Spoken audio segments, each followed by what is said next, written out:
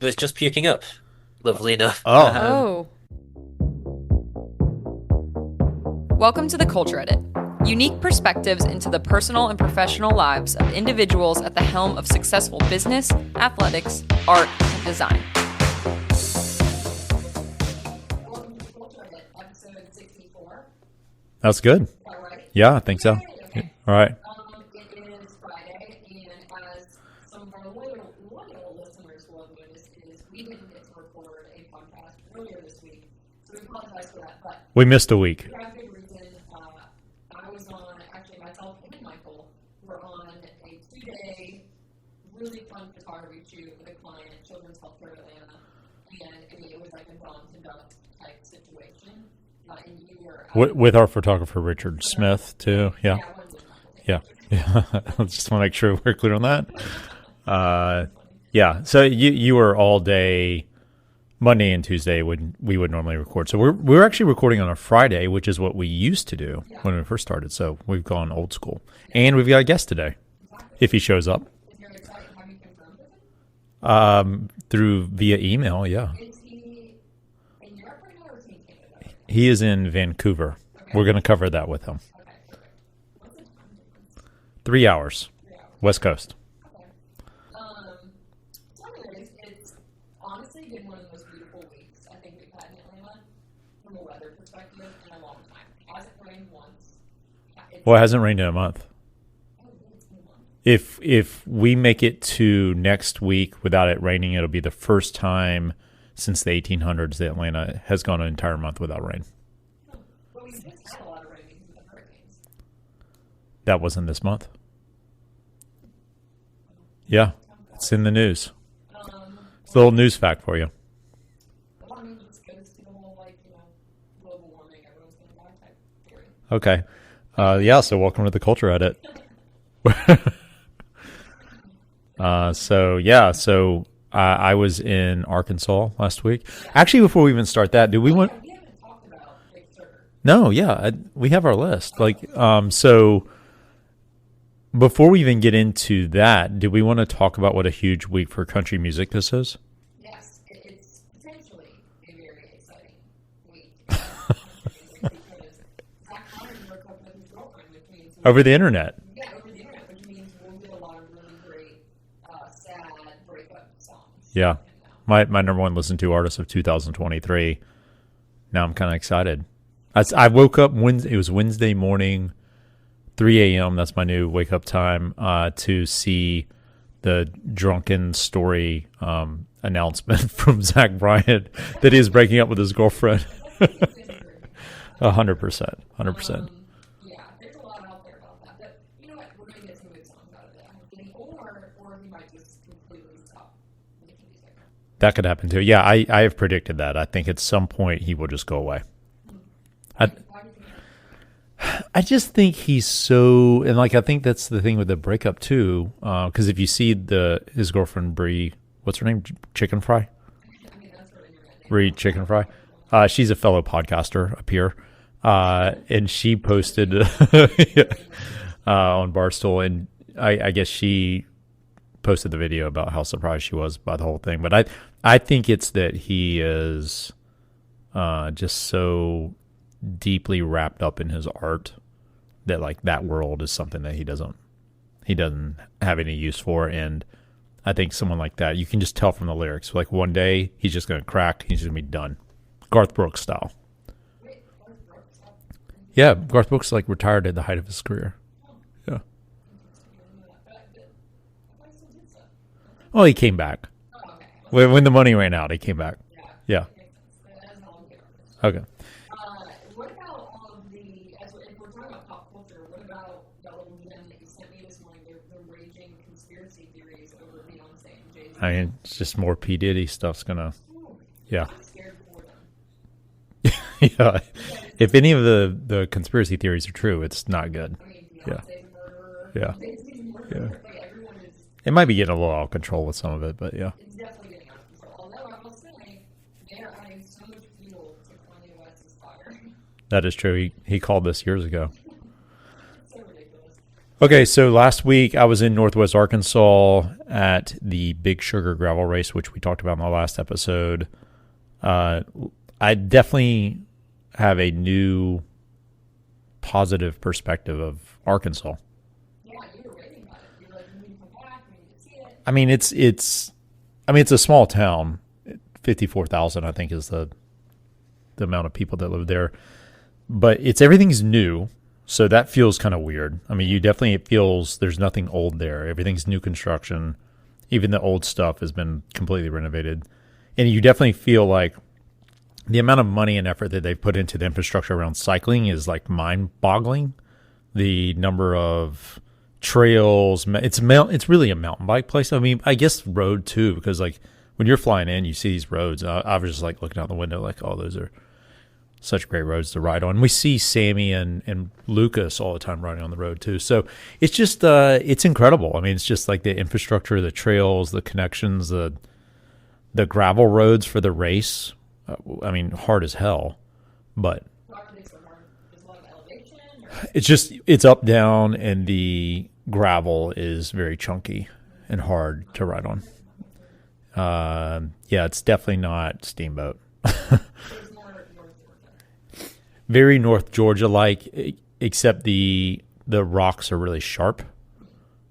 A couple of people got some flats.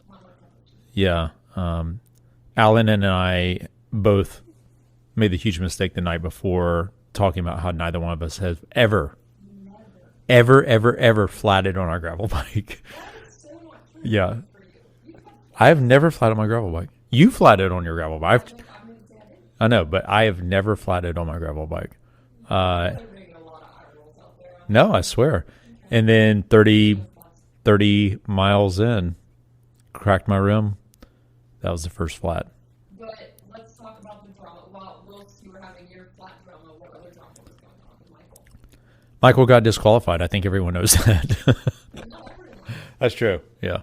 Let's talk about real quick why. So he was disqualified. He was off the front with another guy of the pro peloton, and he gets disqualified for taking feed outside the feed zone.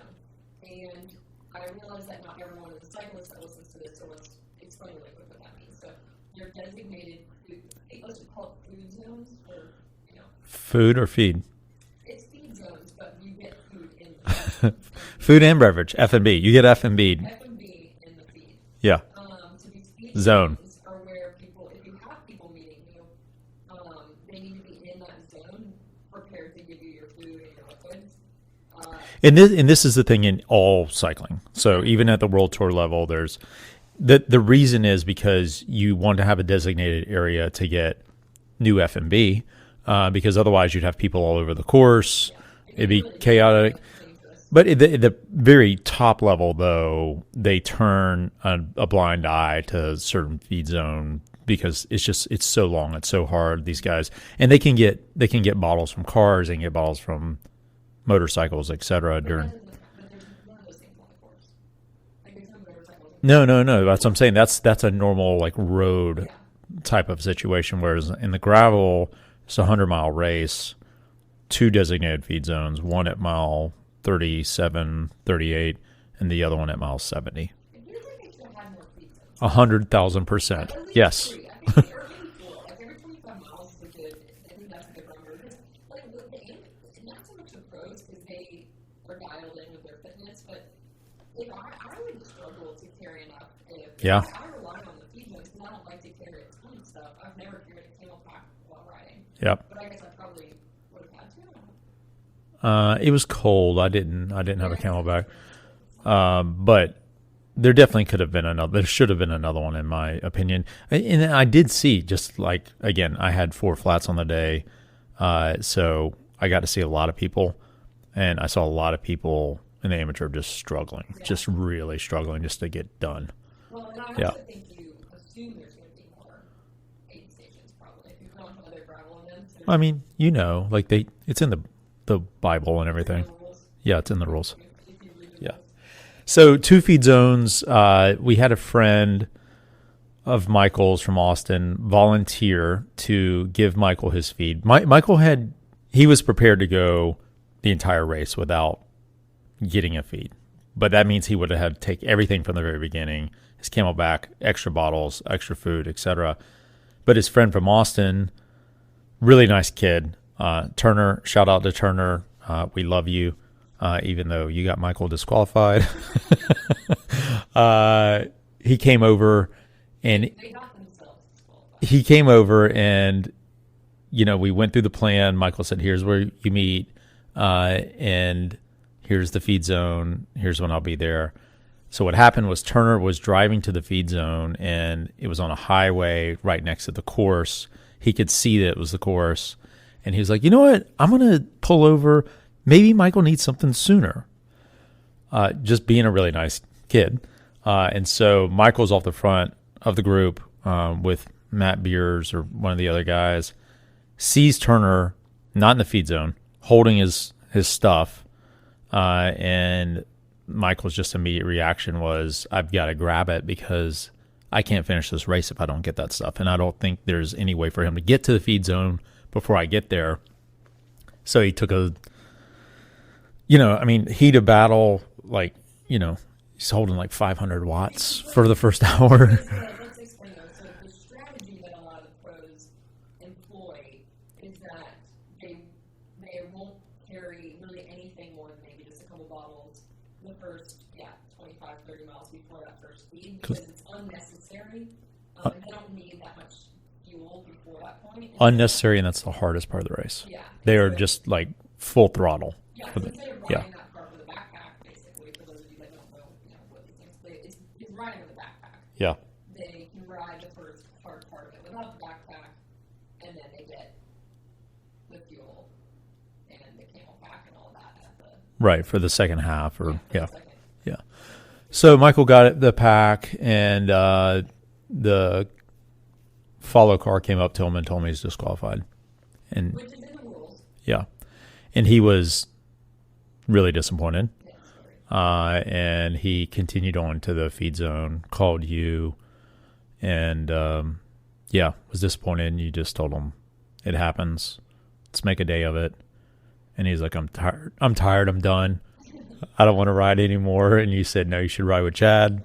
And then I came in and said, you're not quitting. Come on. Yeah. And actually, before he talked to me, he talked to Ian, and Ian told him the same thing. Yeah. You need to get out there and ride with Chad. Yeah. And so he's like, well, Ian said the same thing. And I'd already had 3 flats by that point. It was the same flat. I broke the rim. So it flatted again and flatted again. And I put a tube in that flatted. I think that the cracked rim hit the tube. So I had nothing left anyway. I had no tubes. I had no way to fix my bike. So, and to have Michael there to do, so now I think 600 people started. I was at that point like 600th because I'd been out there for so long. But to have Michael with me, we were able to go so much faster. Ended up finishing around 300th. So I don't know what I would have done if he hadn't been there. I basically had we both did. So I flatted again with Michael. He flatted, and then his battery died. So he did like 50 miles of Big Sugar on one gear. was it like a big chain ring? He only had one chainring. Yeah. So it ended up being fun. And again, we were just like blowing by people. It was like I had a professional Sherpa the whole time. And What happens when you put it in whatever gear you want? Are you stuck? no, he was just stuck. Yeah. It was like in the middle of his cassette. So it wasn't that bad. Except on the steep climbs, he was out of the saddle. Like it looked hard from my perspective. He still was beating everyone up the climb, but it looked like pretty hard, long day. Yeah, so it was nice. I mean, I definitely recommend having a pro pull you along for a gravel race. You're able to make up a lot of time, that's for sure. You said it was your lowest HRV ever. Well, yeah. So the day was hard and long, and then we had to do some content. We had to do an interview, and then we had a margarita or two. And went to Mexican food. How many margaritas did you actually have? I had two. I did. And How many did Alan have? that's a different answer. And so Alan got flat too. I think I mentioned that. And so then there's a gravel rave at this event. It's like the end of the Lifetime series. And so we took Michael there and dropped him off. And went to bed. But yeah, I woke up with an all-time low HRV of 12. Yeah. And came back. Yeah, it was hurtful. But I definitely recommend the event. It was, I mean, it's hard. Like, I think the 50 mile would be fun. Looked like the 50 mile people had a lot of fun, like always. And I don't think the course is as hard for the 50. And it wasn't like it was long climbs like Steamboat. It's just, yeah, just up, down, steeper than Murder Creek, just up, down, and just hard. But I mean, I was having fun until the first flat. It was really fast. So Bentonville is cool. Recommend it. So are there like bike paths everywhere? Is that what makes it so great that you can just get everywhere by bike? Or? yeah, there's bike paths everywhere, and there's all these mountain bike like infrastructure trails and like elevated things. It's like Michael said, it was really funny. Is like, it's like the Waltons are playing Sims and they're just like building, like just building little things everywhere. And like, yeah. And then like people are coming around like we're those little people as they build their Sims. But that's what it feels like. But some really cool places. Meteor, I got to go to the Meteor for the first time. Yeah, they have a location there. It was really cool. And then,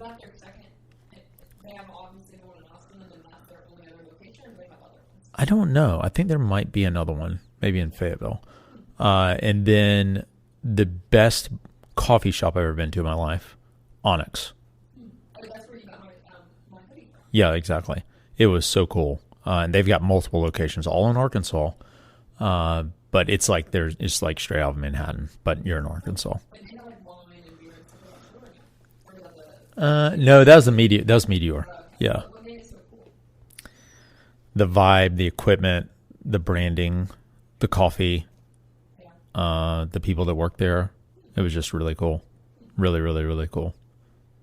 Definitely recommend Onyx. Okay. Well, so, I'll have to go back and you'll have to show me around your newfound. So this is your Miami. No, I wouldn't move there. Why do you want to do it? Too small. Yeah. Uh, Not overly diverse. Definitely not diverse. Because that's what I like about Atlanta. No, it's funny. Like I got back to Atlanta, and we always talk about this. When you get back, you're like, oh, it feels so good to be back in like a big city, and it's diverse and crazy. You had dinner with Ava, so I took you and dropped you off in Midtown. Drove back. I went by Savvy and the Albert. They were having live karaoke in the parking lot, and there was like crazy because it was the Halloween parade and everyone was dressed up. Then I went by Vinoteca, and there's probably 75 people outside, including the 3 cowboys on their horses standing right in front of Vinoteca. Like, yeah, it's just like crazy. Like, it's a crazy, come back here and it's a crazy place to live. It is insane. It's like you're in like an alternate universe when you're in Atlanta because there's so many, like, yeah, there's just so many different neighborhoods doing different, like celebrating different things and partying in different ways. I mean, especially that weekend, like the Halloween parade, you really see all kinds of crazy stuff. The little 5 Points Halloween The parade. weekend before that is Pride. The Yeah. weekend before that it's, It's always something. there's always some sort of celebration. And what's funny is like when I first moved to Atlanta in 2011, but like really 2012 was my first year here.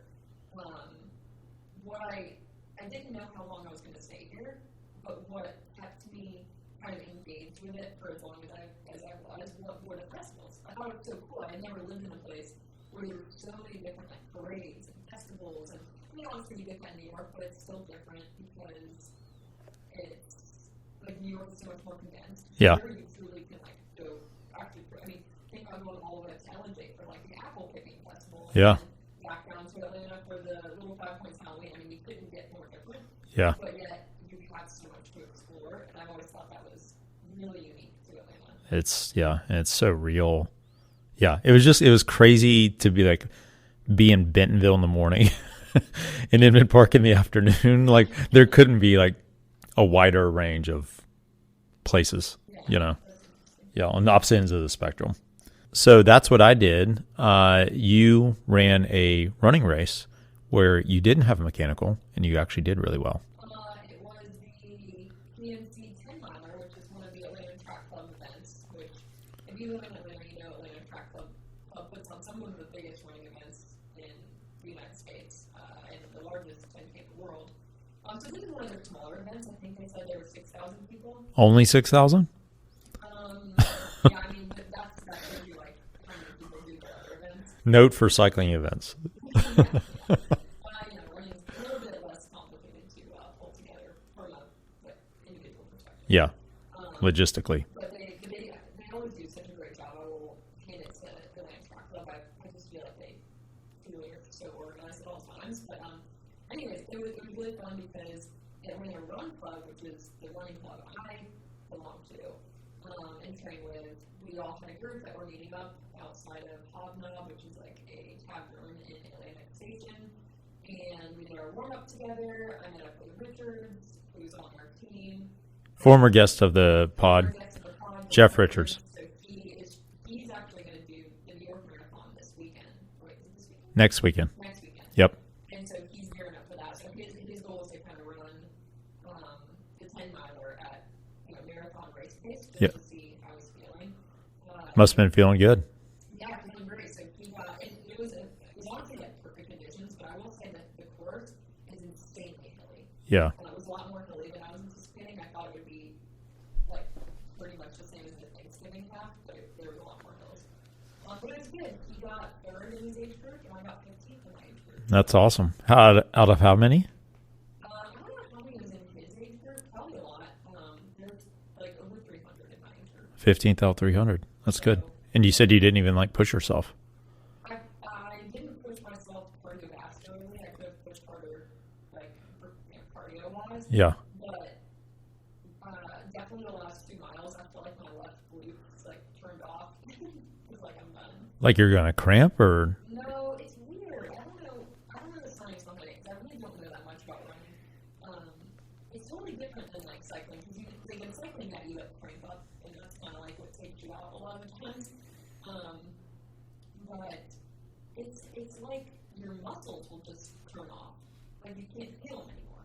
It's really weird. I mean, you still get cramps running too, but Does it make you stop? no, I just kind of have to use my other muscles. It's really weird. I don't have control over which muscles I use in my legs.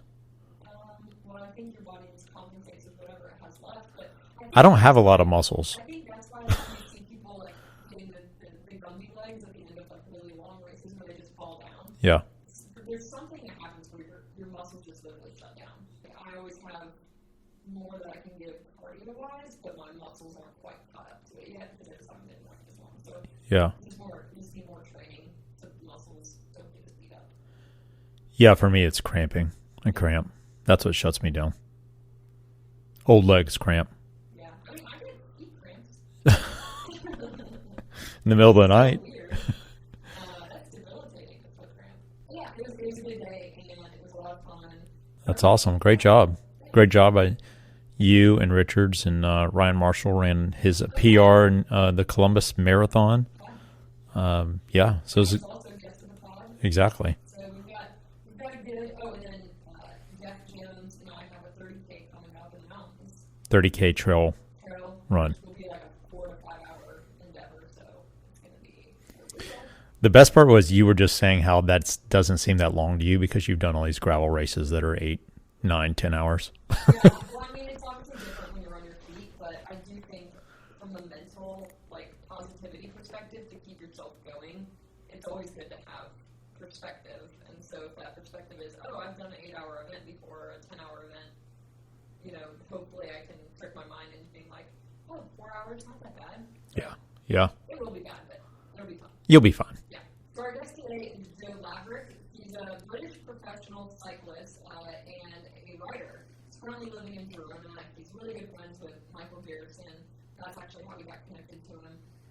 And we're excited to have him on the podcast today because he's done, for being so young, he's done a lot of really great things so far, especially in the cycling world and the media content world. Very creative, very motivated young guy. and I think he gave us a unique perspective into the business of cycling because he did start his own race team last year. Yeah. So we're really excited to He owned and managed arguably the best criterium team in the world last year, the Ribble Rebellion, and he literally created that team from scratch. So we're going to talk to him about that and the business side of what he's doing because we do know that just announced that Ribble Rebellion is not going to continue into next year. And then also in addition to that, he's a very successful cyclist in his own. Was part of the Hagens Berman Action Development Team, also part of AG2R development team. Yeah, and so maybe give us some war stories about those things as well, and also maybe riding and racing with Michael. Maybe we can get something good. he's got a cool accent. It's going to sound very smart.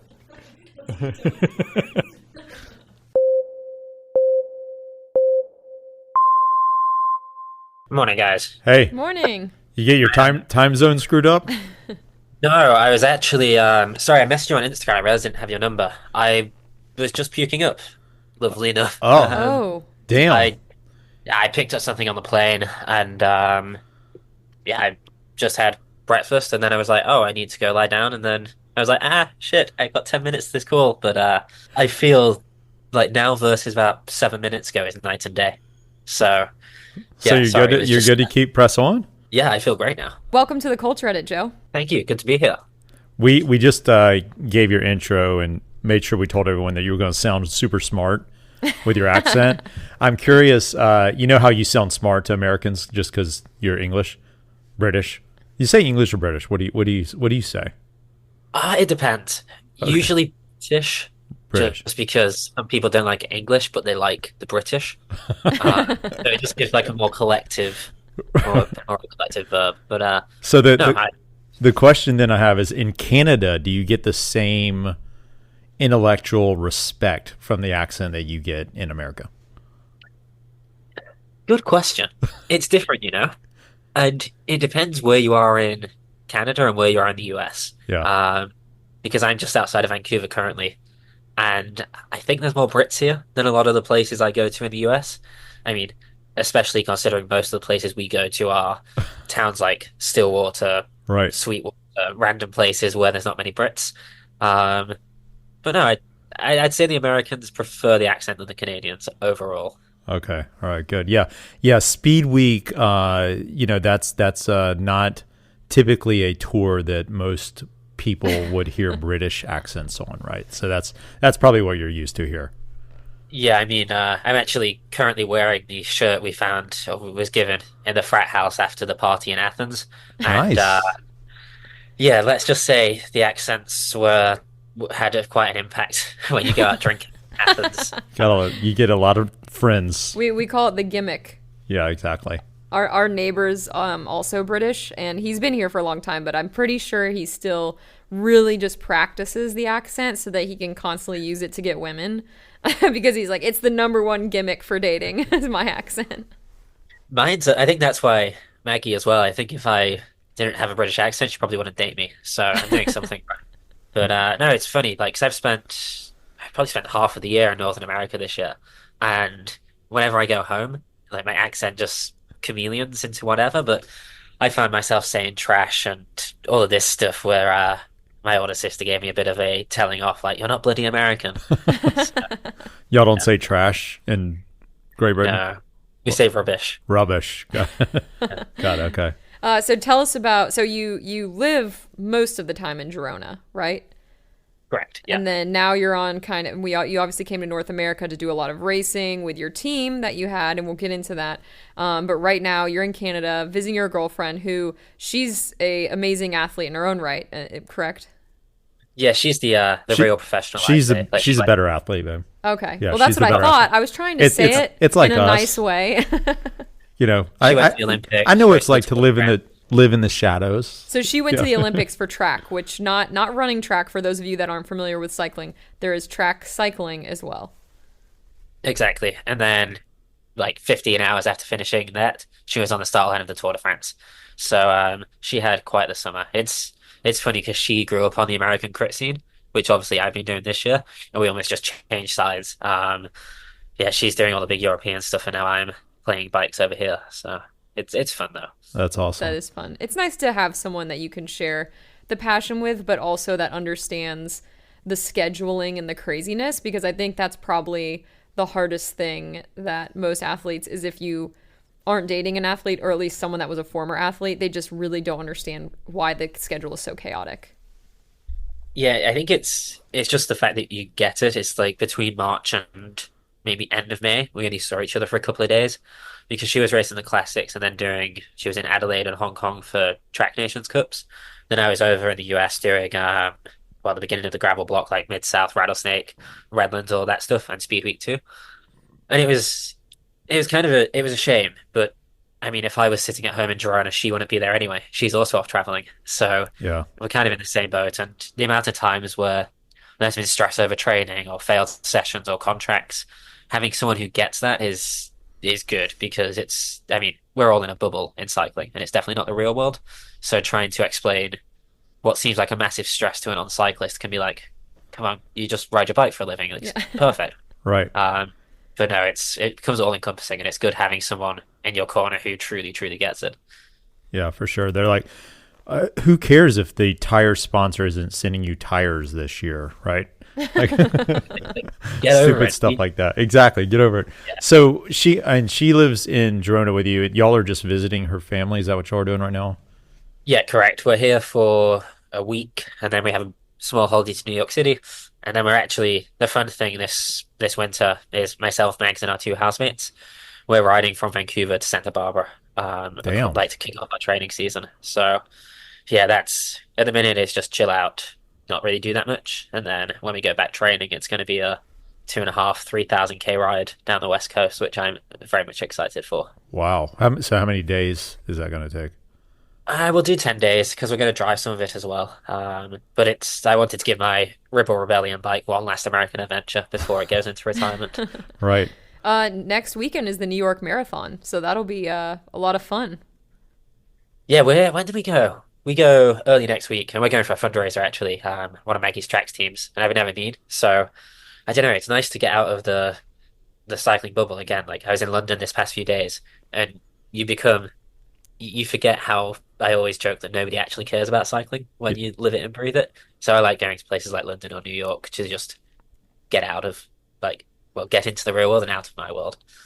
That'll be a lot of fun. Yeah, reality check. We were just talking about like gravel races. I think it was Big Sugar last week. There were like 600 people there, and then Nikki did a running race, and she said, "Yeah, it was a small running race in Atlanta. There was only 6,000 people." It's definitely perspective. But comparatively, because the big 10K that we have in Atlanta has like 100,000 people. I think it's one of the largest in the definitely in the U.S. But yeah, it's a lot easier to coordinate running. For sure. So Yeah, I mean cycling as well. It's I think we always forget being in it so much that it is a niche sport. yeah, And running, you just need a pair of trainers and off you go. Whereas cycling, it's a lot more complicated. And I mean, can you imagine trying to do a bike race with 200,000 people or whatever? Imagine the carnage that'd be. Forget it. Like Yeah. one bound's bad enough. So no, it's always funny though. We all complain about how small cycling is, like compared to something like that. But I don't know. I think it's one of its many quirks, isn't it? yeah, Yeah, exactly. exactly. And it's funny how many because I run pretty consistently with a run club here that's massive. Like on a Monday night, we have like 200 people on the run club. And a lot of people will say, I really want to get into cycling. How do I get into cycling? And that is the hardest question to answer. How do I get into cycling? Because it makes you really go through the steps of like, well, how did I get into cycling? And what, like, and it takes years to really even get to the point where you feel like you have all the stuff you need and you have the knowledge you need and honestly, the fitness. So do you say I married a guy and he just fixed everything? Basically, I'm like, Okay. well, my husband, he just does everything for me and I don't actually do anything. Yeah. No, it's a hard thing to get into, but it is great. Like if you can somehow point people in the right direction of a good bike shop and help them with their stuff, but it's very niche still. It's hard. I think the main word here is intimidating. So it's like even in London the other day, I was buying some running shoes and I was blown away by all the options. There was like 15 different types of shoe. And I was like, I just want something from day to day. And then I went, wow, in cycling, there's different chains, there's different tires, different wheels, different handlebars, different types of kit. Yeah. I was just thinking, how do people navigate all this? Like, even in, say, shoes, there's different cleats, different pedals. And I mean, I feel if you don't get into it either via a partner or as a kid, I'd hate to get into it now. It's like, it's accidentally, almost accidentally elitist. Yeah. Yeah. Whereas, as I say, I bought a pair of shoes last week and off I go on the local run club or whatever. So I think that's probably cycling's main barrier, isn't it? Trying to convince, or not even convince, trying to educate how it goes. But no, the good thing with cycling is a much better spectator sport, like especially on the crit stuff than running, in my opinion. But I think we'd be slightly naive to think that we can ever get to those sort of numbers just through pure logistics. Yeah. Is that so? Did your parents get you into riding? No, I have no idea how I got into cycling. I imagine it. Yeah, I imagine I'm a case of London 2012 kind of inspiration because none of my family, none of my friends ride bikes. Yeah. I'm kind of black sheep in the family. But yeah, I remember leaning heavily on my local cycling club at the time and having them guys in my corner because otherwise you have no chance. I remember going on my first ride and one of the old boys teaching me how to change gear because I was only used to mountain bikes where you twist it. This Yeah. time I got to move my brake levers and it made no sense. Um, and nowadays, like say racing at a good level, you kind of forget what all that's like. So Yeah. it's funny how complicated the sport is for just cross the line first.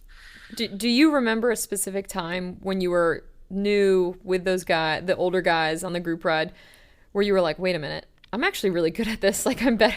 I've now gotten better than these guys who have been coaching me all this time. The old 'Cause boys. I feel like it happens. Well, especially for men, I do feel like that jump can happen pretty fast, especially young guys. Do you remember that time, or was it all just like an organic build?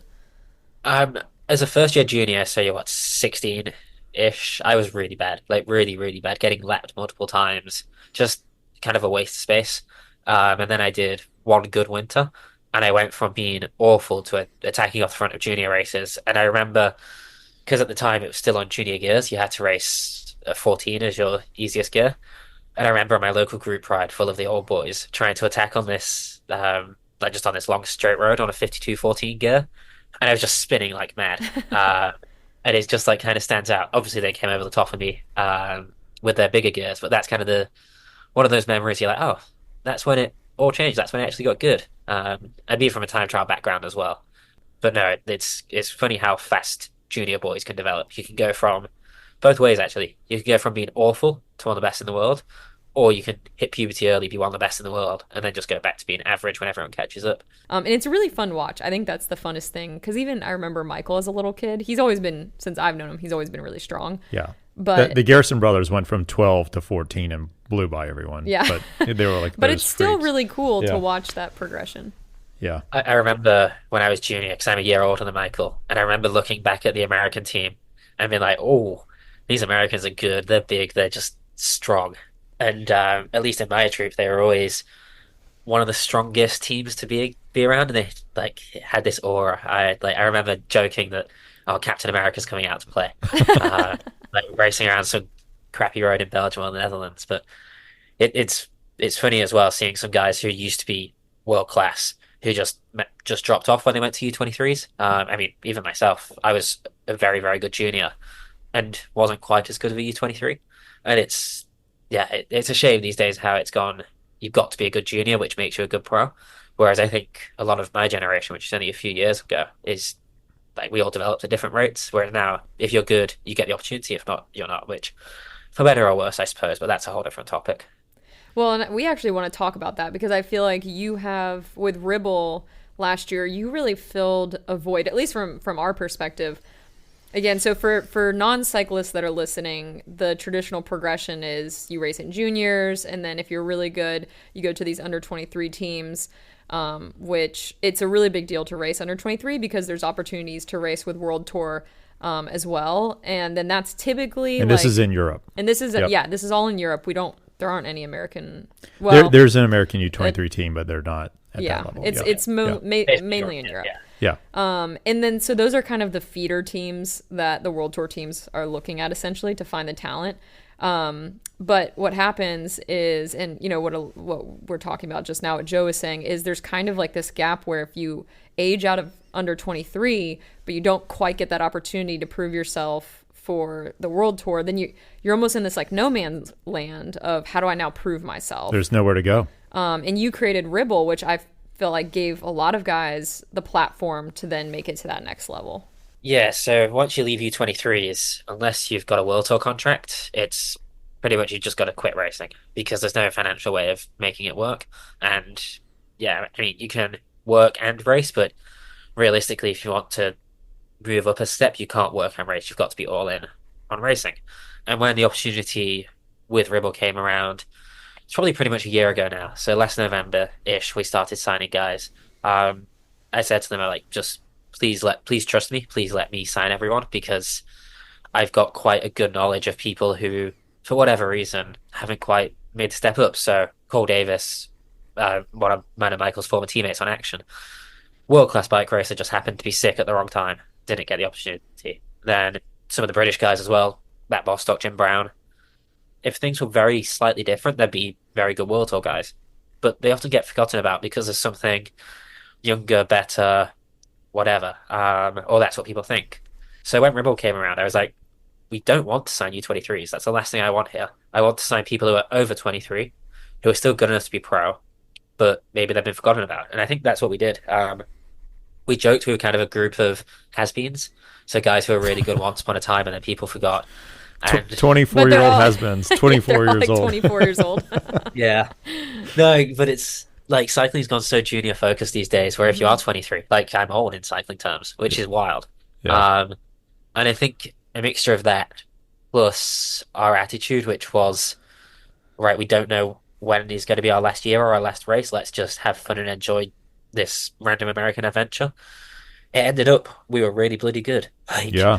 it's a shame, like say the team it just announced the last few days that the team's actually folding next year, for kind of reasons out of my control. But I think cycling's missing something like that, which isn't necessarily the norm, or both from a talent perspective and a media perspective. But yeah, I really like to think we were starting to make a difference, and the amount of messages I got from people trying to join the team, mostly from, say, people like me or Michael or Cole, that sort of background, who have given it a good crack at U23s, and maybe with one more year they can do it, but maybe not. And yeah, it's such a shame it's over because I feel we did fill that gap in the market, but that's cycling, isn't it? You never really know what's going to happen next.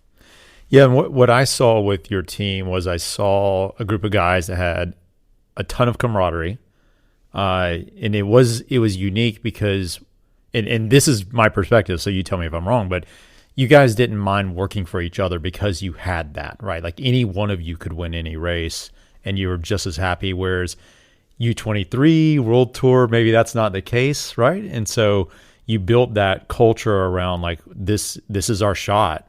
And by the way, you gave them a shot, and it worked. I mean, Cole's with Echelon now.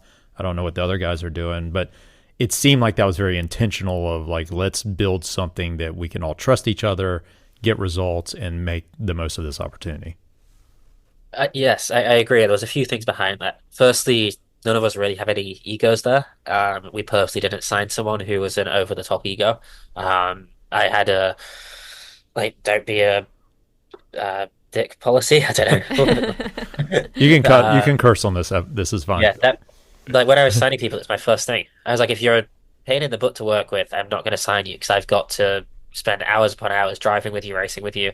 So everyone I signed was pretty much my friends, like people who I knew and trusted. And a lot of us had come through the ranks together, albeit racing on different teams. And I think when we first got to Redlands, it was straight away, how can we make the team win? Because it's not like in U23 where if you win, I don't know, if you win a big race, you're going to go pro next year. If you're going to win an American crit, you're probably not going to go pro next year. So I think for that reason, we were all just happy to, the best person on the day, we race with them. So if it's a GC, you race with me. If it's a hilltop finish, you race with Cole, or if it's a flat, you race with Bocky. And we just happen to happy to adapt, happy to just do that. And every team says they're a family and whatever, which is usually a load of rubbish. But I think we just raced like a group of brothers, as in people who at times we absolutely hated each other, but when push came to shove, like we'd all work for each other, and I think that's what a lot of teams don't do. They sign people based off numbers or results or whatever, which don't get me wrong, we also did. You have to do to make sure the quality of someone. But say my biggest test was, are you a good person? And I think that's what came out in our team. Everyone who spent time around us was like, you guys race really hard, but you don't seem like a traditional team. You're happy to say, hang out afterwards, go for a few drinks, talk to people, whatever. Yeah, it all comes back to not having an ego, which maybe that's a little bit of a British thing as well. That we was always very understated and happy to take the mick out of ourselves. So yeah, I think it worked. And it's the other thing was we didn't have a clear management system. Like I was manager, Yeah. and it just everything was clear. So there was no trying to hide this from the director or hide that from a sponsor because I was there on the ground and everyone trusted me. And say if one of the guys was hungover after Athens, we make them work early and then they get a break. So Right. it was stuff like that. A lot of things which wouldn't fly in a normal team. I mean, rightly so often are the reasons we did so well. So yeah, it was such a different perspective. And I'm actually gutted in hindsight we didn't have a camera crew following us around because it would have Yeah. made a great docu-series. But a lot of the stuff we were doing, people like our sponsors necessarily wouldn't want us to do, but that's reality. That's why we're good. And I think cycling often forgets that it's trying to show off or make everything look like something it's not to the sponsors, whereas it's fine to be rough and ready and nothing perfect, and Yeah. that's what we showed. Yeah. And it worked. You won a lot of races, some of the Yeah, biggest races in the well, U.S., which is really impressive. So you've got Cole's going to Echelon. What's going with the other guys? I actually don't know. Okay. So I know. Well, I think Matt Bostock is going to be racing in the US a bit more next year. Jim had a stagiaire at a Pro Conti team, and then I know he currently isn't signed, but it's a shame because the reason I could sign these guys because they were, I jokingly say, has-beens or didn't have an opportunity. It kind of means that now going to look for a job in the traditional cycling market, everyone's like, oh, we'll just sign someone younger. Yeah. And that's such a shame. Equally, there's not really many teams left. It's like Echelon, I have a lot of respect for them as a team. They're very, very good. I don't think a lot of our guys would fit in perfectly, personality-wise.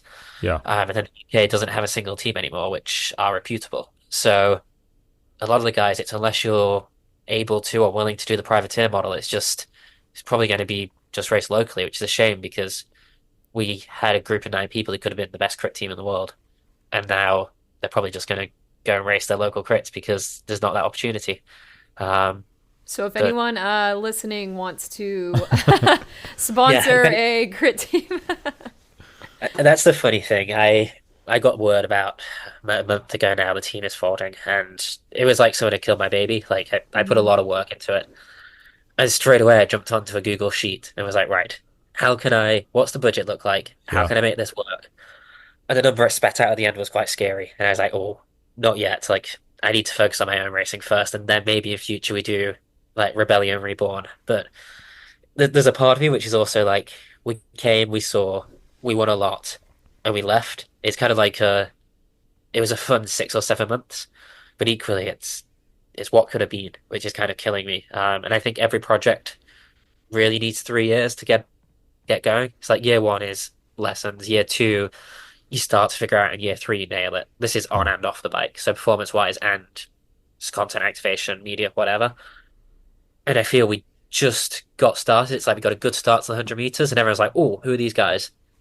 And then we trip over or whatever, and then it's forgotten about. So I hope people look back and go, "Nice work, guys!" Like For it was a sure. pleasure racing with you, whatever. But yeah, I think a lot of it's also going to be, what could it be, which kind of kills me.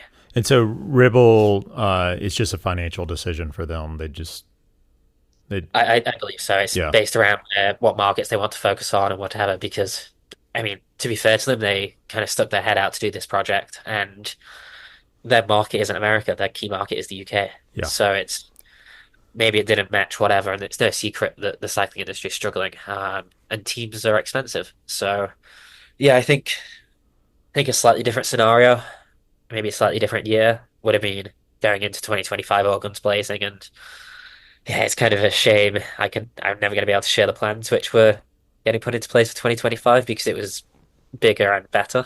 But that's I'm kind of used to it now, unfortunately. I'm used to projects just falling through, and you get used to it as a cyclist. Exactly. But it's not dissimilar to building a business. We when we first both quit our jobs, well, almost 10 years ago, and we knew we wanted to do something. We knew we wanted to build something, and I actually had a completely different idea, and we were going down this road, and building an app. We were thinking about building an app and all this stuff. And ultimately we decided like, this just doesn't make sense. Like this business idea just doesn't make sense. So we pivoted, but it was sad because we had, I'd spent all this time in building the brand, and Chad had, been doing a lot of the strategy work and connecting with people, and just putting yourself out there to share the ideas and the strategy. And then it doesn't work. And you're like, oh, but the great thing I can tell you, because we're older than you, is that knowledge and that wisdom that you gained last year will never not make you better in the future. Like you're not going to look back and be like, oh, I didn't learn anything that I can't apply to a future team or a future business. I mean, you're a great writer, and you have the ability to create an amazing platform. I think a media platform, which that's very unique, especially in the cycling world. So although it's painful, I will say that we understand from like a business perspective it's hard, but you'll be able to use those plans and those ideas again one day. I think it's like so cliche. Like my biggest lessons and takings from the teams were when I was at my lowest and like massively failing. There was a few times I kind of hung myself out to dry or did too much here or did whatever. And like I look back at the night at Speed Week at Spartanburg when we won as a big highlight. Say when Cole won it up Onyx at Redlands, insane highlight. But most of the time I look back and go, I didn't really learn anything from those days. We just won or whatever happened, and it was a perfect day, a bit of luck.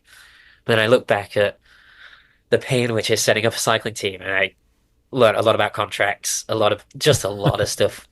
I was like, why am I doing this? But I think in the end it was net positive. It was just I'd be lying if I said it didn't have a small impact or a medium-sized impact on my race fitness towards the latter half of the year as I very seriously burnt myself out. But I think that's again another sport person thing. It's when you're in, you're all in for better or worse. 100%. 100. And it's almost, I mean, this happens to us all the time when it's your thing and you're building it. The decision comes every day. Do I shut the laptop down and go train and ride? Or can I keep doing what I'm doing because it's building something to help me get further tomorrow? A lot of times we're like, we just got to keep going. Like we can't shut the laptop down and go train. When you've got that weight of building something, we know exactly what you're talking about. It's just tunnel vision. And I realized there were some times in March I was out training on the bike and all I could think about was work and setting the team up. And I was like, wow, it's all consuming. But say I thrive when I'm doing something like that. And like afterwards, like, looking back, I do burn out. But when I'm in the middle of a hectic kind of scenario or something's really going wrong, that's when I feel I'm at my best. So, that's not a good thing. I'd love to be at the point where the nice, relaxing stuff is what I'm best at. But for some reason, when all stuff's going wrong, is when I I guess it's fight or flight in a way. Yeah, exactly. I think that's just being an entrepreneur. It's our toxic traits as entrepreneurs, living in the chaos and thriving in the chaos. And I hate to break it to you, you'll probably never change. Yeah, it was funny. I was in London last week with one of my sponsors, John from Poolwood Consulting, and he was like, "Are you okay?" I was like, "John, my back is against the wall. I am thriving. I am so happy right now because there's a problem to solve, and it kind of looks like it's stacked against me, but that's when everything is best." So, yeah, although it's healthy, but it's not healthy. Yeah. Yeah.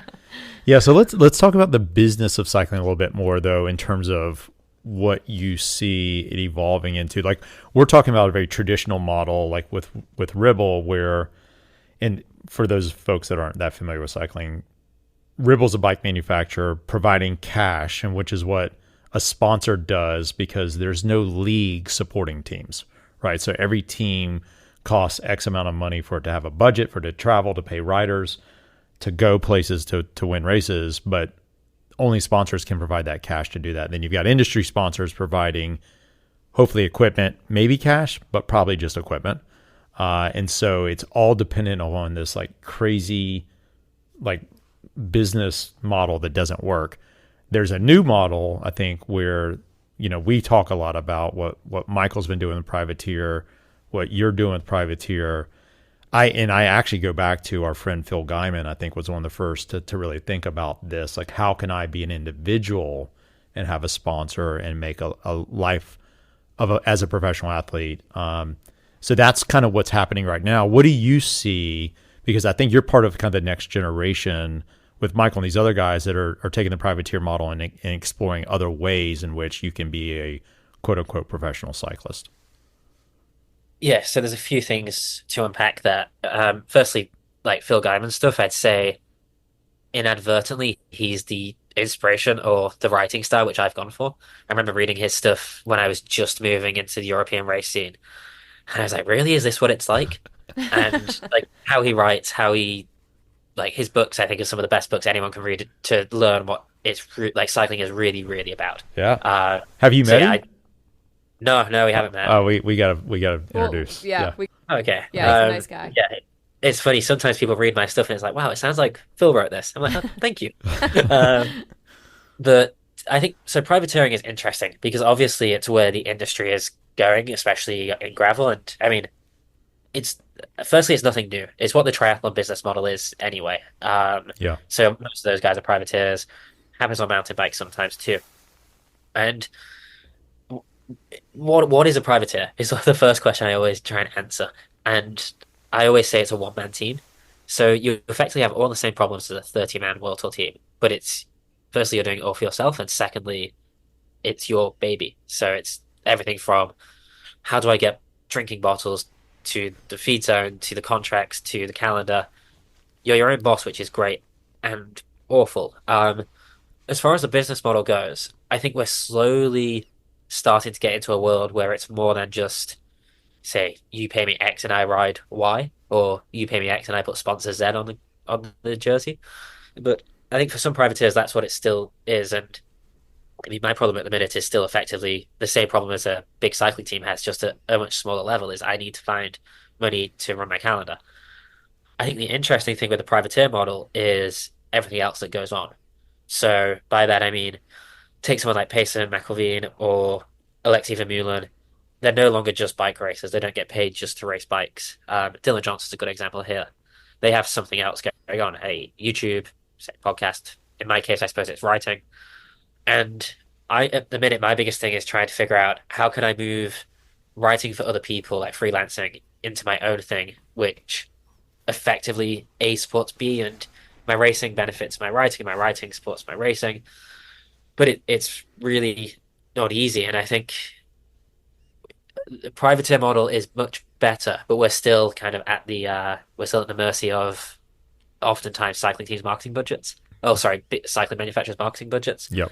So there's still some way to come, but equally, it's what 3, 4 years old. This model, like realistically, it's or in the modern day as we know it. Funnily enough, I was speaking to Ted King yesterday for an interview I'm doing for an article I'm writing. Sorry, and he said when he went into privateering, which it wasn't called that at the time in 2016, 17, he was just a marketing spend to help with, say, promo or R&D, things like that. And it's just kind of gone on to this, I hate the phrase personal brand, but it's like your personal brand is who you are. And say, I'm as much known for what I write as I am for what I race. And if I didn't race, I wouldn't have much respect writing. But if I didn't write, I probably wouldn't have as much respect in racing either. It's this really convoluted world. And I hope cycling gets to the point where it gets better and more efficient at spending money.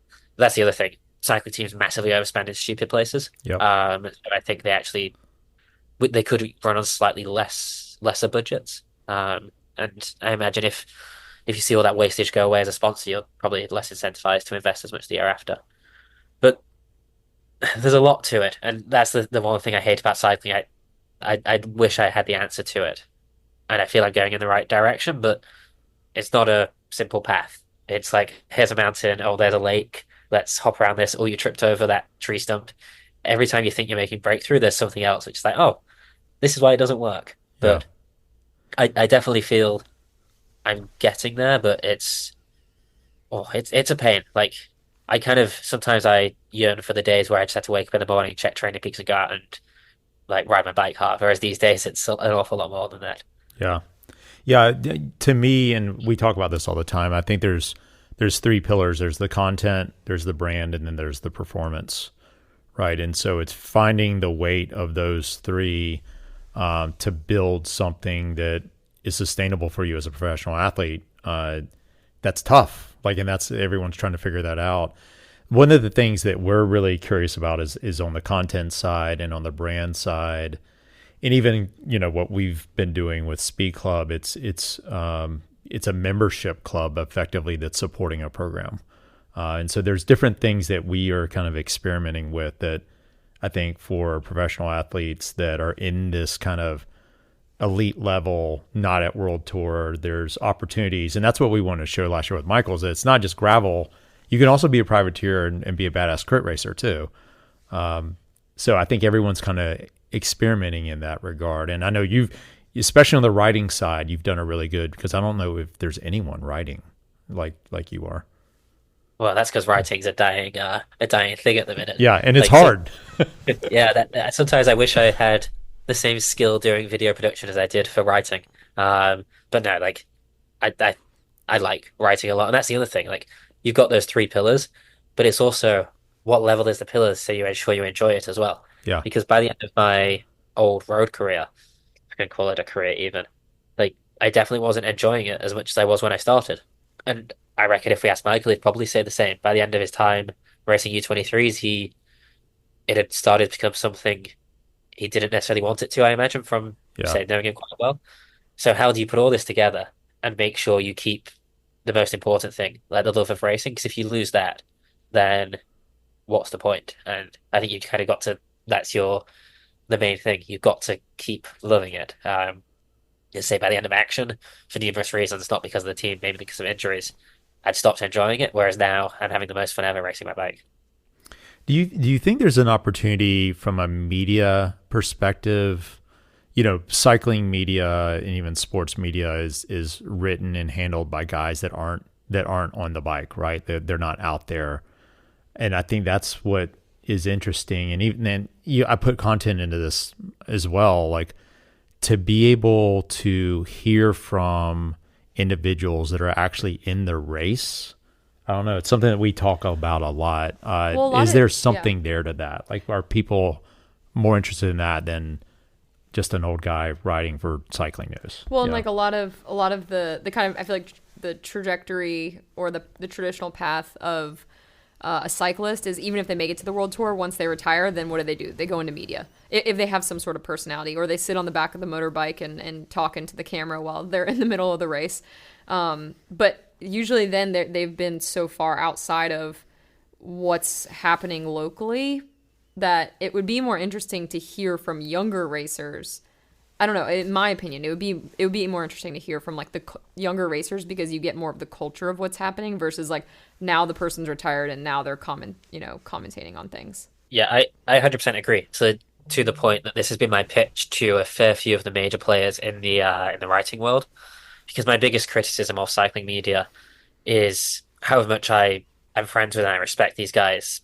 They focus all their time and energy on people like Pete Stettner, Ted Hmm. King, whoever, who great bike racers, great people, but they don't necessarily represent what it's like for the everyman, because either they made good money in World Tour and now it's just different. And I think it'd be interesting speaking to even this year, I'm blanking on his last name, Toby, the tour guy who rides for Trek Driftless.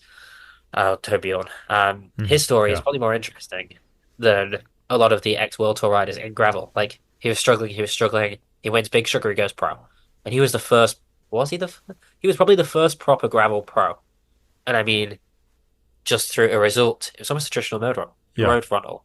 A result sent him pro, Yeah. and he just doesn't get much coverage. And even some of the stuff I'm doing, it's like I've pitched it a lot, and the word is off. The reply is often, "That's cool, but." XYZ. And one I had a big argument with was that's cool, but you'll lean bias towards your own sponsors. And I'm like, well, yes, but don't Ineos, don't Quickstep, don't every other team you cover. Like that's just a part of the sport. And I'd love to be able to write something which gets more eyeballs, because at the minute my Substack is great, but it's limited on how many people see it. Whereas if I work with an escape or a rouleur, and it'd be a little bit of a risk on their behalf, but not massive, Yeah. then because people like people. That's the thing. People don't care for results sheets. They like people. Right. And I think that's what we're really missing. And how can somebody, again, how much respect I do have for these journalists, how can somebody sitting in a team car watching on a TV, like, show the emotion of what it's been like in a race, what it's like putting your own money on the line to go and spend 3 months in the US? And I think this is a completely different argument, but just how AI won't be able to take over art because of emotion. You can't have somebody they just don't people just don't get it unless you've done it. Um, so yeah, I think there's definitely a missing piece there of how can like it's not normal for me and Michael, say 23-year-olds to be doing this privateer thing. It makes no sense. It's pain in the ass. Um, but like I think our story is a lot more interesting than someone who's been in there for 3 or 4 years and is making a bucket load of money. And I think that's the biggest weakness on gravel is they focus at the top, like is in the top five. Lifetime do this too, Yeah. and look across the whole spectrum, and you'll get more stories, and that's what people love, stories. Yeah. Those are the stories people care about. People Exactly. want to see the adversity. They want to see fighting through it. Well, and I even think Yeah. of, I know this is obviously a very high level example, not the best example, but when we started watching the Formula One, like Drive to Survive, whatever it was, and Yeah. obviously they are at the top, but there was still, if you weren't into Formula One, you still, like, you knew Lewis Hamilton and that was about it. But what got people so into the sport was learning about all these other guys who were finishing last, maybe, but they were true characters and they were like kooky and funny and crazy, and you just engaged with the human side to where you didn't even really care what the result was. It was more just, I want to learn more about this person. And I think that's a really good point what you're getting at, because people like you, like Michael, I mean, we meet like the whole Ribble team, like y'all were so funny last year, like just going out to dinner with you after the Hapeville race. It's like you all need your own show. Well, but they have the accent. That makes them And the funnier. accent too. Yeah, yeah, that's part of it. No, but I do think about that. It's, there needs to be more stories of, yeah, the person like fighting to get to the top right now, because that's such a better story than the person that's already there a lot of times. That's the thing with Ribble, which say annoyed me in certain pitches, which fell on deaf ears, is like I've raced for teams like Action, who are the gold standard in U23 development. There's maybe 50 times more stories and more excitement that happened in 6 months with Ribble than 2 years of Action. And obviously two very different teams, but everybody wanted to hear what it was like on Action. But it was pretty simple. You wake up at whatever time, you have breakfast, you go train, you lie on the couch, you go to bed. Whereas on Ribble, it was like, I don't know, we drive 4 hours, we stop at a Chipotle, we go 2 more hours, we hang by a frat house on the way to Speed Week, and it's like there's so much more going on. And I don't know, I think like normal cycling fans don't get that. They just hear about the top stuff. And I mean, apart from actually, I've just had a thought here. Lachlan Morton is a great example here. Lockie, like he's now known for doing crazy stuff because that's what he's become. When he was just another World Tour rider, nobody really cared for him. Yep. And I think it'd just take more, and maybe small changes. You only need to take a few risks, and I honestly think it'd be really good. But yeah, it's I also understand why brands don't. I wrote something in whenever I'm allowed to publish it about rebellion fawning. It was pretty much it came down to the difference with this team. Everyone had fun. Everyone was there because they wanted to be. There were no egos. Marketing executives, you need to take more risks and stop looking at the guaranteed models because, spoiler alert, those guaranteed models don't work. That's why we're in this mess. Yeah. So, yeah, I think this year taught me a lot where what seems safe isn't necessarily the right thing to do. At least taught you to have a videographer there, man. You screwed that one up. Yeah, if I honestly, if I could afford to, I would have done. I know. It's expensive. We were playing on very tight budgets. But no, this is the thing I'm sure Ribble won't mind me saying, and I've got to say we just didn't have the money. But it's all well and good winning these races, but nobody cares unless you tell them about the races. Legion are another good example here. They were winning races that I hadn't heard of, but I knew they were winning, and that's all that matters. Yeah. It's like that's the story, you're winning. So I tried to convince Ribble to say spend more on the activation side, but I think we just well, I know we slightly overspent on getting their side, so we were very low on cash by the end of the year. But it's such a shame. I think, well, in my personal budget for next year, I've scheduled in a good percentage just for activation because I could go to all these amazing places, do these weird and wonderful experiences, but if nobody can hear about them, then what's the point? Yep.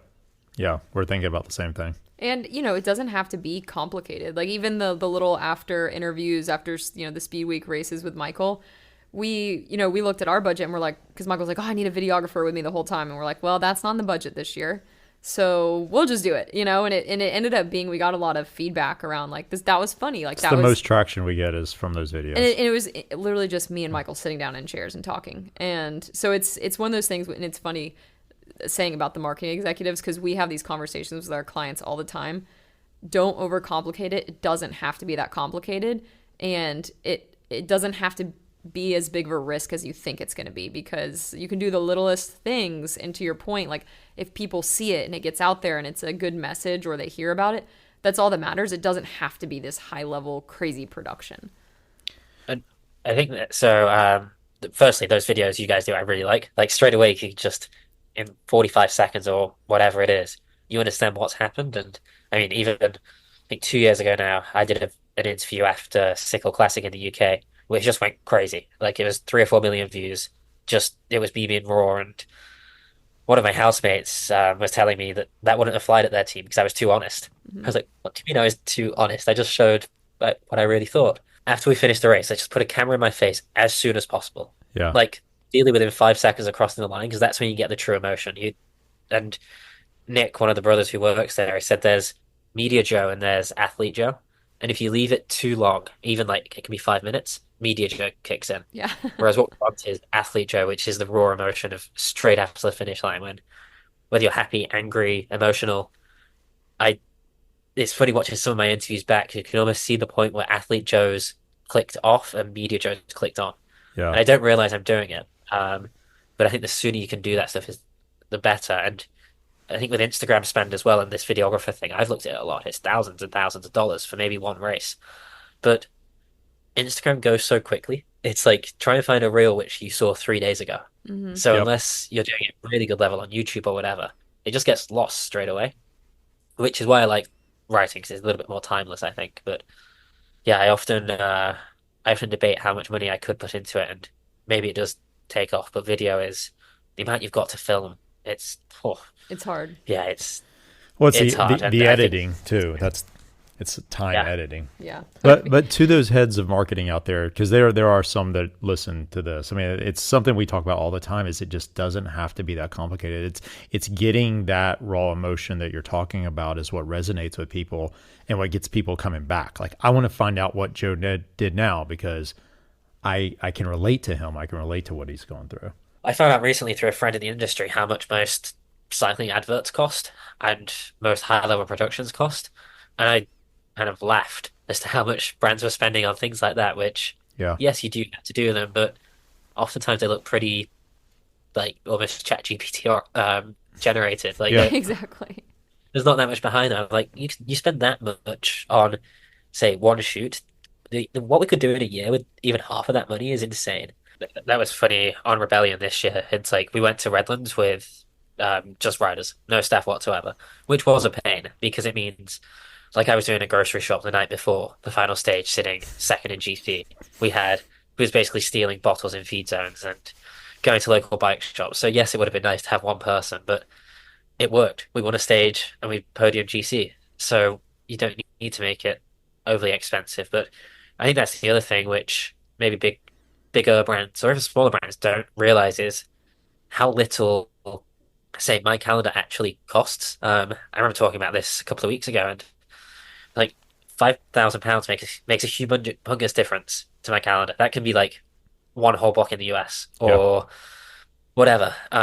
Whereas somebody gets 5 grand, that's no money for sports sponsorship. But it's I think when you've got less money to work with, you get a lot more clever with it. And I think my full race calendar, not including paying myself, is like 20 grand a year. GBP, maybe a little bit more next year because I'm doing another US block. Like I'll be doing 3 US blocks next year. But like 25 grand a year to effectively run a full pro calendar isn't that much money. So I think people often get scared by sports sponsorship, but I think if you, especially with privateers, I realized this is where when I was racing on the road, I was on BMC, I was on Pinarello, great, but I didn't massively care because it wasn't my relationship. Whereas like this year with Ribble or Castelli, it's my relationship, so I'm incentivized to do more, and like I know the people who are in the brand, so I know the difference it's having or whatever. And I think that's been the fun thing is directly conversing with the brands. Whereas when you're on the road, there's like you talk to your director, who talks to the sponsorship manager, who talks to the team manager, and you're just removed. It's like you just race the bike. So I actually think you get more value for money on doing a lower level sponsorship often. I mean, taking away brands, teams like EF, I do think they're very, very good at what they do. Yeah, But most teams and even some privateers, it's like, oh, you could get two guys for the price of that, and you get an awful lot more for it. So exactly. So, any marketing leads out there listening, reach out to Joe. He's got some ideas on this. I mean, I do think the more you build up Substack and build up a following like that with content, Yeah. it's a much easier sell to even like a traditional non-cycling industry company. But to say like, I have this huge platform, I have all these followers, I'm a really great writer. And then just working in even talking about some of those brands like in an organic way. And that's like the traditional, obviously, kind of like media buy situation. But I do think the more you work at I think Substack is great. I think the longer you work at that, the easier it'll be able to be to get, the sponsors that you need. that's what I'm getting to now. So often in the past, if I've had like what I always call a golden article idea, I put it on a little list on my phone, and this is the list where it has to be pitched to Ruler or Cyclist magazine, basically, because that gets the most eyeballs. I love the feeling of a good quality magazine, and it pays the most. Whereas I've kind of sitting down at the end of this year in off season, I've purposely said to myself, right, if you have a golden idea, Substack, because it's all well and good selling it, and maybe you get the short term, however many hundreds of dollars for the commission, but I need to build my own thing, and that's Yeah. like trying to upload as much as I do. It's a little bit scary because, like, say my paying my rent is based off freelance work, so it's like, is that kind of cliff edge? You need to make the jump. But maybe you land on the rocks, but hopefully you land in the water. Yeah, and so you can find Joe on Substack. You've turned on the pay option, right? So there's not a paywall. I have everything off. I just want people to read my work. Okay. I like conversation. Okay. But eventually that's an option, and that's what I mean. We watch Substack very carefully because there's a lot of great writers from traditional media outlets that have gone to Substack that are very successful. All right, so what then the plan? You're working on the plan for next year. Is there things you can share with us, like what you're going to be doing So calendar what's funny is wise? I have my plan perfectly done. Like everything is dialed, apart from the little important like key thing of budget. So I know exactly where I'm going, and I'm just happily presuming everything is going to go well because it always does. Going to start in the US again. Kind of start at Mid South because I think it's the best party in the US. It's the Really? best. It's if you guys can go to it, go to it. Like Oh. without doubt, it's a spectacular race, and it's not about the race at Mid South. It's about everything else that goes on with it. Hmm. It's if I could drop any non-gravel believer at any race in the US, it'd be Mid South. Hmm. Uh, so start there, and then go to Rattlesnake, which I won this year in Texas. Then I'm actually going to hop onto the road, do Redlands and Tour of Gila, just because I can. I'm a roadie at heart, and I love racing road still. So it make more sense to go home and do gravel, but I want to race road, and that's the beauty of being my own boss. Yeah. So big US block at the start of the year. Back to Europe for the tracker and a bit of a break. Then back out here for Unbound, maybe a little bit in Canada. Might go back to Oregon. There's a few maybes. But at the minute it'll be three US blocks. Start of the year, Unbound block, and probably an end of the year block around Garmin Gravel Worlds and that sort of area. I mean, I just saw the prize money which they announced yesterday. Hmm. So, I mean, it's I like racing over here. I've raced so much in Europe, going to some crap French town or Belgian town.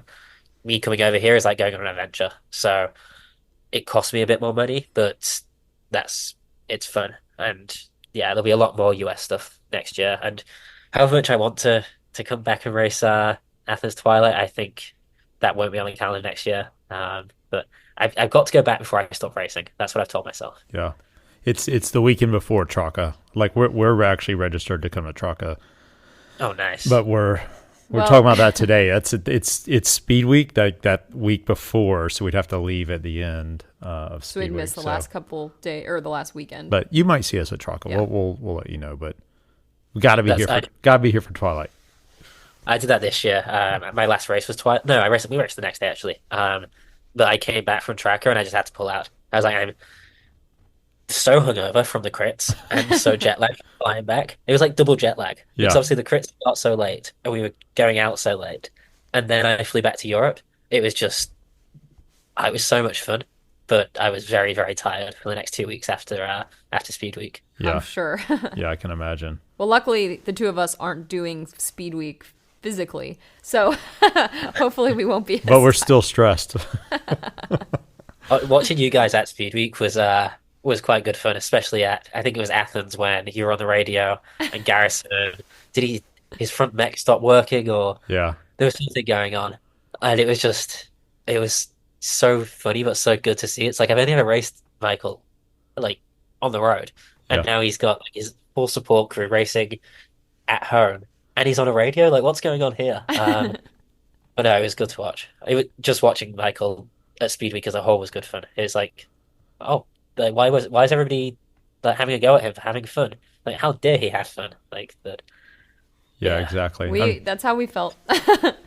Yeah, I mean, it's, yeah. it's hometown, it's his hometown races that he's been away from since he was, a teenager. So to come back and be so disruptive, I mean, that's what you saw was it just, they didn't like how disruptive he Well, was. in the goal, Yeah. the whole, I mean, I had a conversation with someone about it that was kind of poking fun at him, and I was like, but isn't the goal to get more kids into cycling? Because what do kids like more than someone having fun? Yeah. Like a little, boy or girl, if they look out into the race, first of all, they really don't care who wins. All they care about is seeing the person having the most fun, and that's who they want to be like. And so, why not have joy when you're doing something you love? Yeah, funnily enough at Nationals a few years ago, I was racing at my home race. It was at Lincoln, which is down the road from where I grew up. First race I ever went to watch, similar to I guess Michael with Speed Week, and just finishing the last lap to the crowd, I kind of gave it one of those, like what Michael did, like raising the hands, like "Come on, everyone!" And I got to the top, and one of the old school directors went, "Oh, did you enjoy putting a show on? Maybe like concentrate on the bike race next time." I was like, "Oh, you idiot! You have no idea, do you?" And so that's the thing with Michael. Even at Tulsa, I very much enjoyed watching that. I remember exactly where I was when I watched him sitting on was it Alex wheel? I was like, "Ha, you know exactly what you're doing here, Garrison, and you're making yourself an even bigger name, and I'm loving it." Yeah, exactly. Got a lot of attention from that for sure. Okay, so where can people find you? They can find you on Substack, like we just talked about, Instagram. Yeah, my Substack's the main place. Like Instagram's Instagram. I'm not an influencer. But I think my writing is where I've always said I just try and tell the full truth and not bullshit, which a lot of cyclists do. So there's a few unapologetic takes on my Substack, but hopefully it makes for better reading. Yeah, and if you are a subscriber to our Substack, you can look at our recommendation. We recommend Joe. I think you're our only recommendation, so it's an easy way to find Joe. Otherwise, I think anything else? No, I think that's it. This is great. Thank you. Thank you very much, guys. But the road got tough, the races stopped, the money's not enough. He traded his jersey for paper and pen, found his voice on the page where his bike had been. The fame's a fickle friend, and times got lean. Now he's riding dreams of America he's yet to glean. So he's chasing down sponsors in tailored suits, with a pitch and a promise and worn out boots. From wheels of steel to words of might, hoping some rich man sees his fight. He's got stories to tell, he's got poems to weave, and a dream of America he won't leave. From cyclist star to the rider's flight, searching for hope in red, white, and blue light.